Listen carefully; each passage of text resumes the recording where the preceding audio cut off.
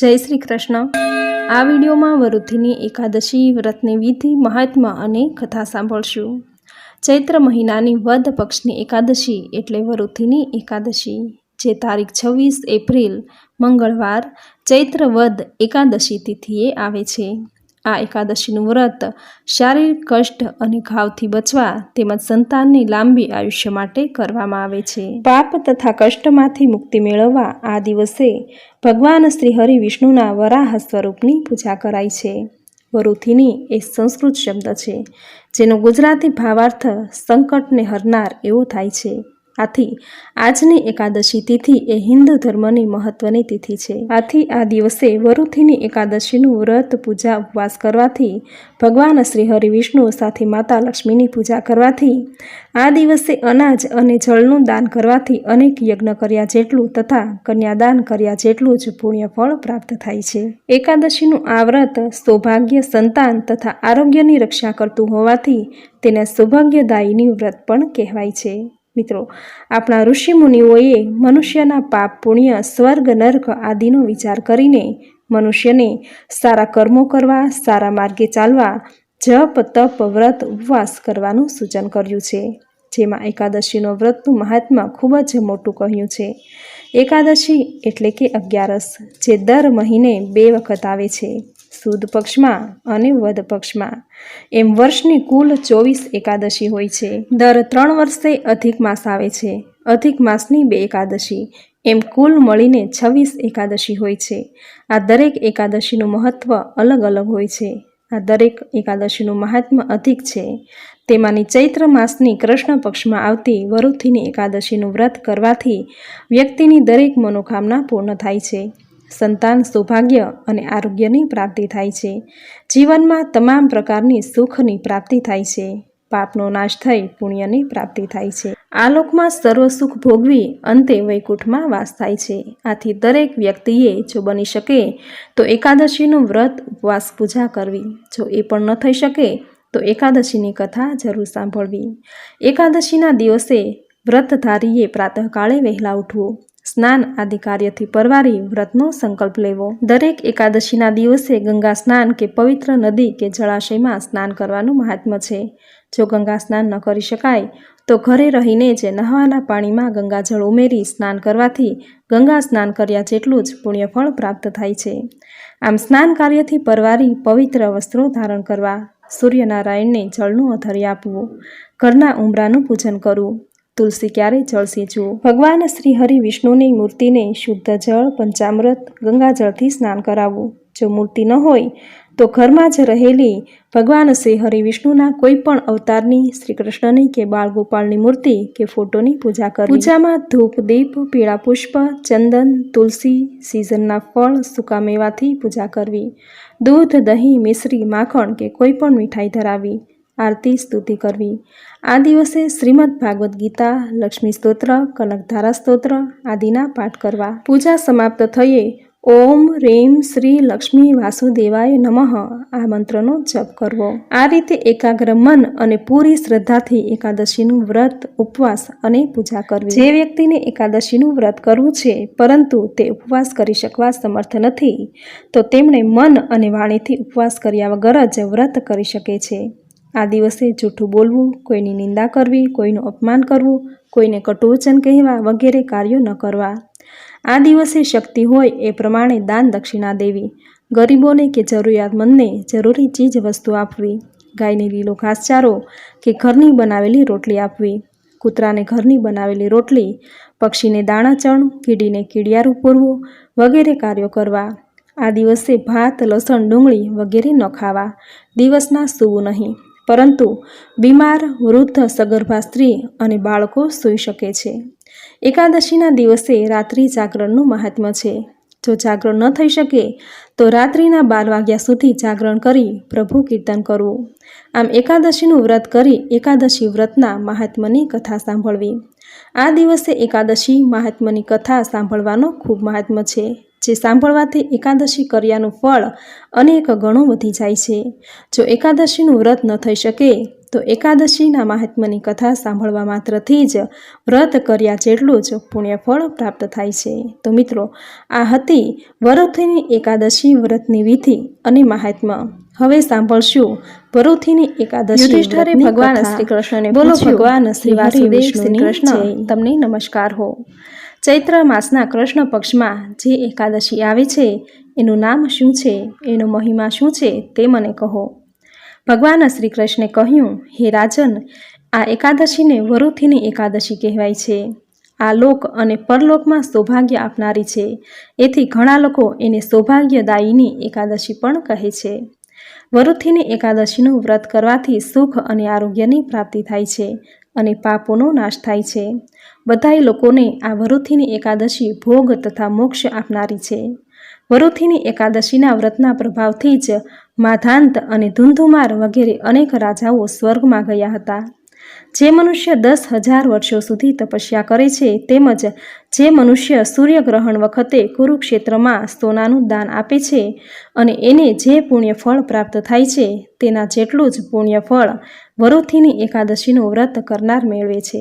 વળી જે મનુષ્ય પૂર્ણ શ્રદ્ધાથી ભક્તિભાવપૂર્વક આ વરુથીની એકાદશીનું વ્રત કરે છે તે પણ આ લોકમાં અને પરલોકમાં પોતાના ઈચ્છિત ફળને મેળવે છે. હે રાજન, ઘોડાના દાન કરતાં હાથીનું દાન વધારે મોટું હોય છે. હાથીનું દાન કરતાં ભૂમિનું દાન વધારે મોટું હોય છે. ભૂમિદાન કરતાં પણ તલદાન વધારે મોટું હોય છે.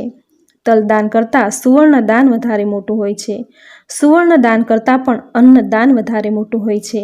કારણ કે દેવતાઓ, પિતૃઓ અને મનુષ્યોને અન્નથી જ તૃપ્તિ થાય છે.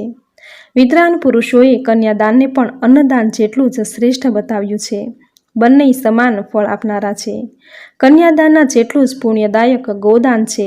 એકંદરે અન્નદાન, કન્યાદાન અને ગોદાન એક સરખું પુણ્ય આપવાવાળા છે એમ ખુદ ભગવાન કહે છે. આ બધાય દાનો કરતાં પણ વિદ્યાદાન સૌથી વધારે મોટું હોય છે. આ વિદ્યાદાન કરવાથી મનુષ્ય જે ફળ મેળવે છે તે જ ફળને વરુથીની એકાદશીનું વ્રત કરીને મનુષ્ય મેળવી શકે છે. પણ જે લોકો પાપથી મોહિત થઈને કન્યાના ધનથી પોતાનું તેમજ પોતાના કુટુંબનું ભરણ પોષણ કરે છે તેના પુણ્યનો ક્ષય થાય છે અને તે યાતનામય નરકમાં જાય છે. તેથી કોઈ પણ પ્રકારે કન્યાનું ધન પોતાના અંગત કામમાં લેવું ન જોઈએ. છતાં જે લોકો ધનના લોભથી કન્યા વિક્રય કરીને એટલે કે કન્યાને વેચીને એનું ધન લે છે તો હે રાજન, તે મર્યા પછી બીજા જન્મમાં બિલાડો જ થાય છે. આ નિશ્ચિત છે, એમાં કોઈ ફેર પડતો નથી. પણ જે મનુષ્ય પુણ્ય નિમિત્તે પોતાની શક્તિ અનુસાર વસ્ત્રો, ઘરેણાં વગેરે આપીને શણગારેલી કન્યાનું પવિત્ર ભાવનાથી દાન કરે છે એના પુણ્યની ગણતરી ચિત્રગુપ્ત પણ કરી શકતો નથી. આવી રીતે કન્યાદાન કરનારને જે પુણ્ય મળે છે તેના જેટલું જ પુણ્ય વરુથીની એકાદશીનું વ્રત કરવાથી મેળવી લે છે.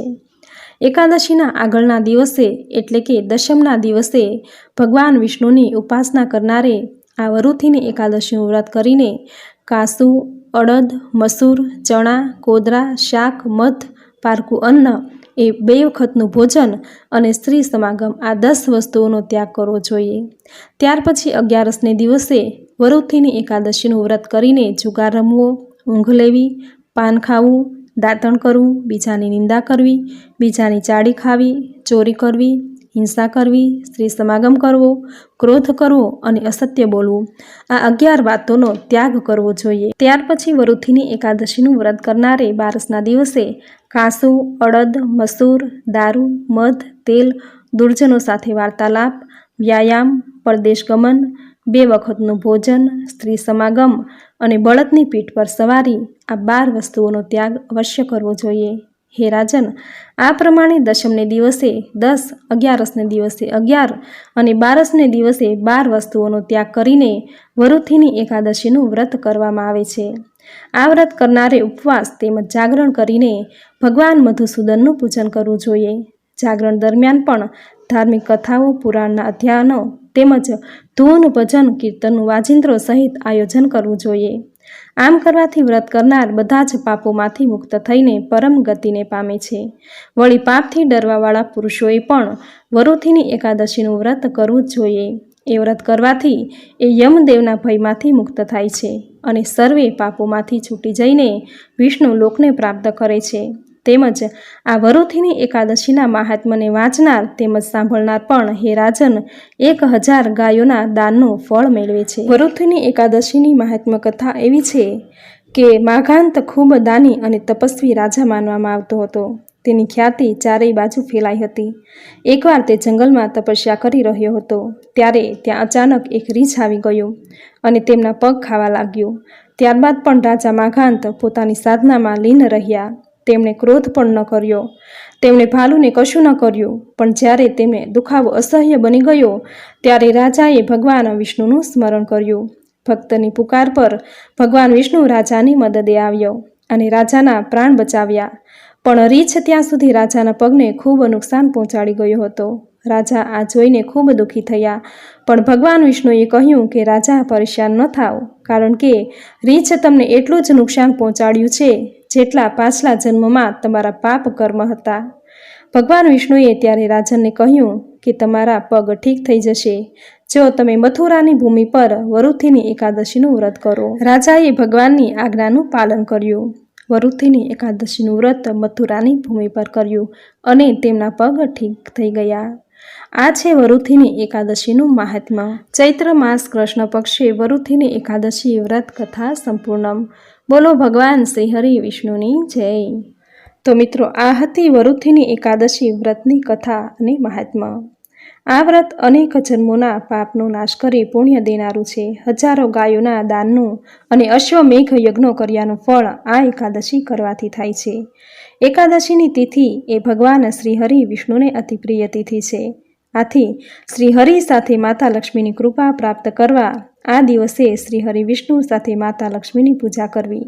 આ દિવસે માતા તુલસીની પણ પૂજા જરૂર કરવી, કારણ કે તુલસી એ શ્રી હરિને અતિ પ્રિય છે. આથી મા તુલસીની પૂજા કરવાથી શ્રી હરિ પ્રસન્ન થશે. જ્યાં શ્રી હરિની પ્રસન્નતા હશે ત્યાં મા લક્ષ્મી દોડીને આવશે. તેના ઘરમાં ધન ધાન્યના ભંડાર ભરેલા રહેશે. સુખ સમૃદ્ધિથી ઘર છલકાતું રહેશે. સંતતિ અને સંપત્તિની ખોટ ક્યારેય નહીં આવે. ભગવાન વેદવ્યાસે કહ્યું છે કે 5 અનુષ્ઠાનમાંથી કોઈ પણ એકનું અનુષ્ઠાન મનુષ્ય કરે તો તેને યશ, કીર્તિ, સ્વર્ગ અને મોક્ષની પ્રાપ્તિ થાય છે. આ 5 અનુષ્ઠાનમાં પહેલું છે માતા પિતાની સેવા, બીજું છે સૌભાગ્યવતી સ્ત્રીએ કરેલી પતિની સેવા, ત્રીજું છે સર્વ પ્રત્યે સંભાવ રાખવો, ક્યારેય તારું મારું ન કરવું, અને ચોથું છે મિત્રનો દ્રોહ કદી ન કરવો. પાંચમું છે ભગવાન શ્રી હરિ વિષ્ણુનું પૂજન ભજન કરવું. આ 5 મહાયજ્ઞો શાસ્ત્રોમાં બતાવેલા છે. આથી દરેકે જો શક્ય હોય તો એકાદશીનું વ્રત જરૂર કરવું. જો વ્રત ન થઈ શકે તો વ્રતની કથા જરૂર સાંભળવી. જે સાંભળવા માત્રથી જ વ્રત કર્યા જેટલું જ પુણ્ય ફળ પ્રાપ્ત થાય છે. તો મિત્રો, આ હતી વરુથીની એકાદશી વ્રતની વિધિ, મહાત્મ્ય અને કથા, જે સાંભળવી આપને જરૂર ગમી હશે. તો વિડીયોને લાઇક કરી કોમેન્ટમાં જય શ્રી હરિ વિષ્ણુ, જય મા લક્ષ્મી જરૂર લખજો. ચેનલ સબસ્ક્રાઈબ કરી બાજુમાં બેલ આઇકન જરૂર પ્રેસ કરજો.